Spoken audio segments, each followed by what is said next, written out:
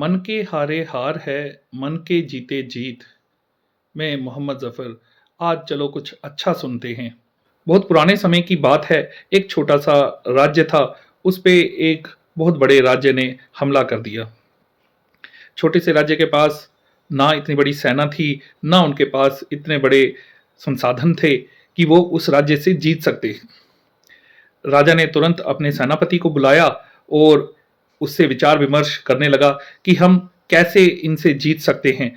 तो सेनापति ने तुरंत कहा, "महाराज, हम तो इनसे कभी भी नहीं जीत सकते हैं। वो राज्य बहुत बड़ा है, उनकी सेना बहुत बड़ी है, उनके पास बहुत से संसाधन हैं।"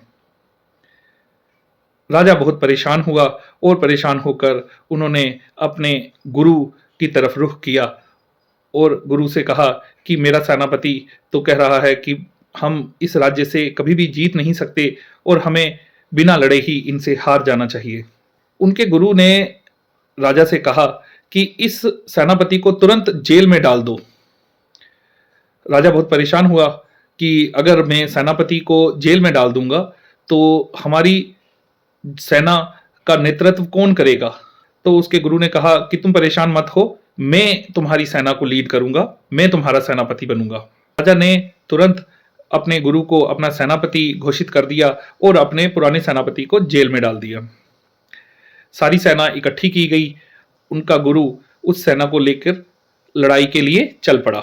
रास्ते में एक छोटा सा मंदिर आया तो गुरु ने कहा कि तुम थोड़ी देर रुको, मैं इस मंदिर में जाता हूं और पूछ कर आता हूं कि हम इसमें जीत सकेंगे कि नहीं जीत सकेंगे।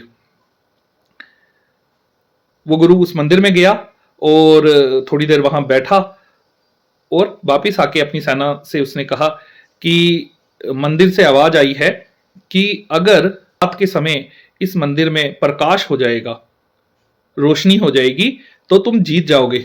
सारी सेना रात होने का इंतजार करने लगी और रात के समय उन्होंने देखा कि उस मंदिर में प्रकाश हो गया। सारी सेना बहुत खुश थी कि अब हमारी जीत पक्की है।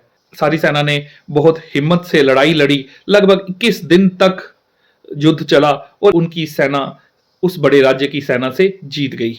जब वो वापस लौटने लगे तो सेना के कुछ आदमियों ने गुरु से कहा कि जाओ उस मंदिर में जाके मालिक का शुक्रिया करके आ जाओ। तो गुरु ने कहा कि इसकी कोई जरूरत नहीं है। पूरी सेना बहुत हैरान हुई और गुरु से कहने लगी कि तुम बड़े नाशुक्रे किस्म के इंसान हो। जिस मालिक ने हमें जिताया है, तुम उनका शुक्रिया अदा करने नहीं जा रहे हो।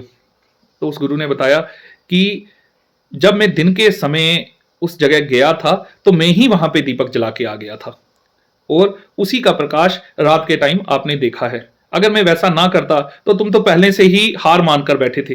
तो देखा आपने, हमारे विचार ही हमारे आने वाली घटनाओं को तय करते हैं। अगर हम मन से किसी चीज का निश्चय कर लेते हैं और मन से जीत जाते हैं तो दुनिया के सामने जीतना कोई बड़ी बात नहीं रह जाती है।